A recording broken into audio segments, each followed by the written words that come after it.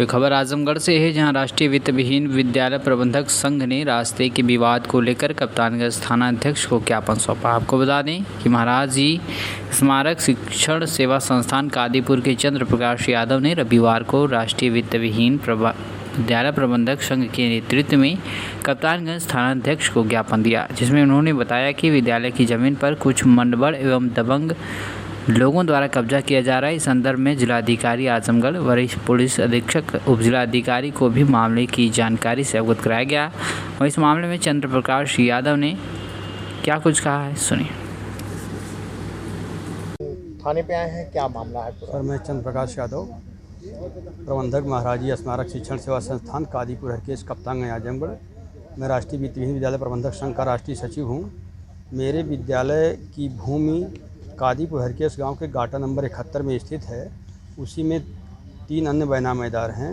Surgeon Yadav के 3 पुत्र हैं, अंगद, अनुराग, आशीष, रामबूटी यादव, शुभावती यादव ने बैनामा लिया है। उनके 2 पुत्र हैं, हरिशरण यादव और राकेश यादव। इन लोग ज़बरदस्ती मेरी भूमि कब्जा कर रहे हैं और उसी गाटे में समस्त बैनामेदारों को जाने के लिए मात्र 54 फुट रास्ता है। उसमें मेरा अंश के हिसाब से 14 से 15 फुट बनता है और एक बैनामेदार का 5-6 फुट बनता है और शेष एक बैनामेदार का है। मैंने कहा जितना मेरा अंश बनता उतना मुझको फ्रंट दे दीजिए, मैं अपनी भूमि पर पहुंचने के लिए, विद्यालय निर्मित करने के लिए मुझे कोई दिक्कत नहीं होगी। लेकिन ज़बरदस्ती वो लोग इस चीज़ को नहीं मान रहे हैं और भूमि पर कब्जा कर रहे हैं। मैंने जब वहाँ पहुँचा, प्रतिरोध या विरोध करना शुरू किया, मना किया, तो मुझको जान से मारने की धमकी देने लगे। मैं तब थानाध्यक्ष महोदय के शरण में आया और कहा। थानाध्यक्ष महोदय ने इस बात को संज्ञान में लिया, वहाँ काम तो रुकवा दिया उन्होंने।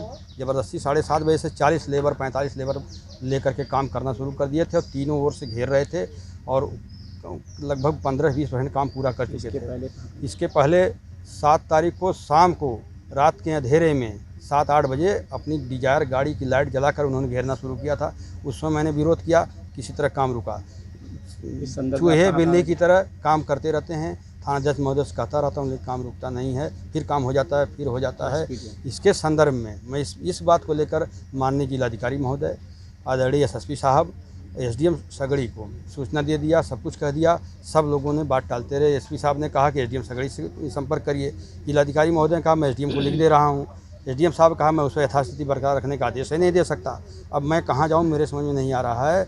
मैं अब विवश हूँ कि मुझे कोई ऐसा कार्य न करना पड़े जिससे हिंसा या कोई ऐसा कुछ हो। मैं इसीलिए कि ऐसा कुछ ना हो, मैं थानाध्यक्ष महोदय के संपर्क में आया।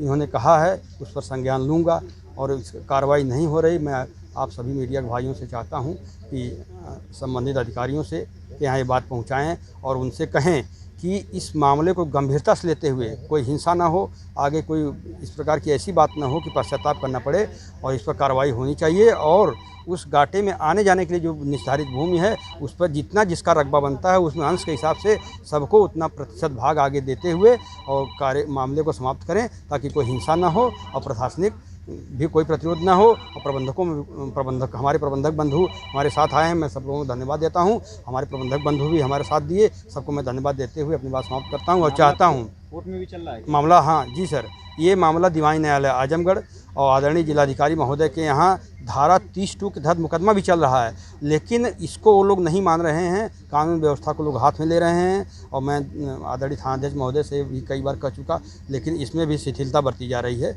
इसलिए मैं चाह रहा हूँ कि शिथिलता न बरती जाए, इसको सख्ती से लिया जाए, इसको संज्ञान में लिया जाए और इसको गंभीरता से लिया जाए। और इस मामले को समाप्त करने के लिए सभी लोगों को निर्धारित अंश के हिसाब से ज़मीन आगे दिया जाए और अंश के हिसाब से जितना मेरा बनता है उतना मुझको चाहिए, लेकिन मुझको दिया जाए ताकि मैं भी निर्माण करा सकूं और ये मामले को समाप्त किया जाए। प्रभारी निरीक्षक जो है यहाँ के हैं? जी सर। उनकी मिलीभगत है क्या?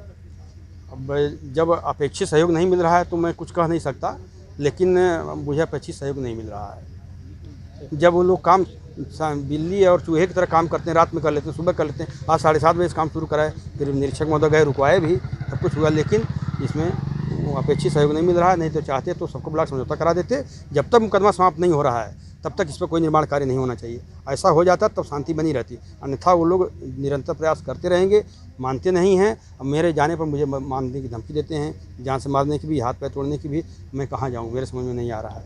मैं बस होकर यहाँ पर आया और डीएम साहब से मिला, एसएसपी साहब से मिला, एसडीएम सगड़ी से मिला, लेकिन कोई अपेक्षित और कोई समाप्त करने, विवाद को समाप्त करने जैसी कोई कार्रवाई अभी तक नहीं हो पाई है।